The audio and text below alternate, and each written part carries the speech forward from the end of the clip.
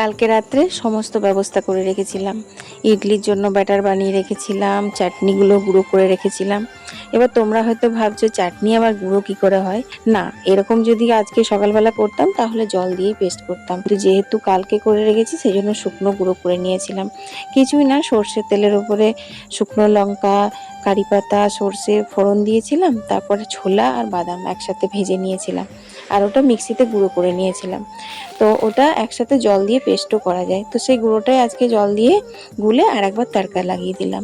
সত্যি ওই যে বলে না যে ছেলেমেয়েরা বড় হয়ে গেলে বাবা মায়ের থেকে দূরে চলে যায়, কথাটা একদম ঠিকই গো। চাপে হোক বা সংসারে চাপে হোক, দূরে কিন্তু যেতেই হয়।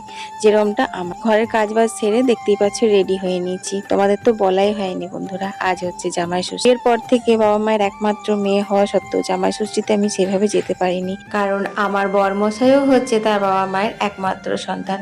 আমার শাশুড়ি মাও ষষ্ঠী করেন, আর ডিউটি ছুটি পায় না, পড়ার ছুটি পায় না ছেলে, এই করে করে যাওয়াই হয়। প্রত্যেক বছর ছেলেকে নিয়ে, শাশুড়ি মাকে নিয়ে মা লীলা বুড়ির কাছে পুজো দিতে আসি। বিয়ের পর এবছর প্রথম এরকম হলো যে ছেলে আমার কাছে নেই। আসলে পড়াশোনার চাপ বেড়েছে, হাই ক্লাসের পড়াশোনা, কোচিংয়ে কামাই করলে একদমই চলতো না। ও তো সকালেই টিফিন নিয়ে বেরিয়ে গেছে, আর আমি একা একাই এলাম আজকে। তা বলতে আমাদের পাশের বাড়ির দিদিদেরকে নিয়ে, মানে 3 শাশুড়ি 3 বউ মিলে আমরা প্রতি বাড়ি আসি এখানে পুজো দিতে। সারা গ্রামের মানুষ কিন্তু মা ষষ্ঠীকে পুজো দেয় এই লীলাবুড়িতে। আর পয়লা মাঘ এখানে বিশাল বড় করে বার্ষিকী অনুষ্ঠান হয়। তোমাদের সঙ্গে আগের বছরও ভিডিও দিয়েছিলাম। যাই হোক, তোমাদের সাথে তো গল্প এখন চলতেই থাকবে, আমি কিন্তু ঠিক তোমাদেরকে আপডেট দেবো মাঘের আগে। তোমরা যদি ধারে কাছে থাকো তাহলে অবশ্যই এসো, বিশাল আয়োজন করা হয় এখানে। তো ষষ্ঠী গাছে সুতো বাঁধা, পুজো দেওয়া হয়ে গেছে, তারপর একটু করে ফটো তুলে নিলাম, কারণ আমার শাশুড়ি মাদের সবার বয়স হয়েছে, তো এগুলো একটা করে স্মৃতি রয়ে যাবে। এই যা, তারপর চলে আসছি আবারও। দেখো, আগে জানো তো এইখানটা হেঁটে হেঁটে যেত মারা, মাঠে মাঠে রাস্তা ছিল। দিনকাল বদলেছে, রাস্তা হয়ে গেছে, তাই কিন্তু টোটো করে গিয়েছিলাম। বিশেষ কিছু রান্না নেই, বাটা দেওয়া নেই, কারণ বুবলার বাবা ডিউটিতে, বুবলাও কলেজে।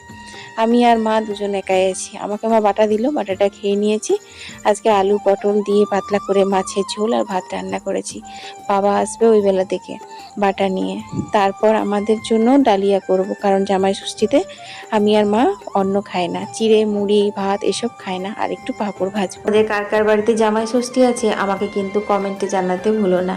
আর কে কে বাবার বাড়িতে জামাই ষষ্ঠী পালন করলে সেটাও কিন্তু আমি জানতে চাই। পাঁপড়গুলো ভেজে আমি আর মা খেয়ে নিলাম, আর বুবলা বাবাকেও খেতে দিয়ে দিলাম।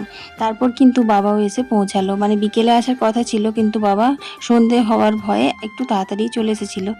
বিকেলবেলা বেশ বৃষ্টি হলো, আর বৃষ্টি থেকে এই কাঠচাপা ফুলগুলো, মানে কাঠগোলাপ বলে না কাঠচাপা বলে আমি সত্যি জানি না, পড়েছিল, তো দুটো খোপায় গুঁজলাম। রাত্রেবেলায় কি করব বুঝে পাচ্ছিলাম না, তাই ভাবলাম একটুখানি আপাম করে দিই।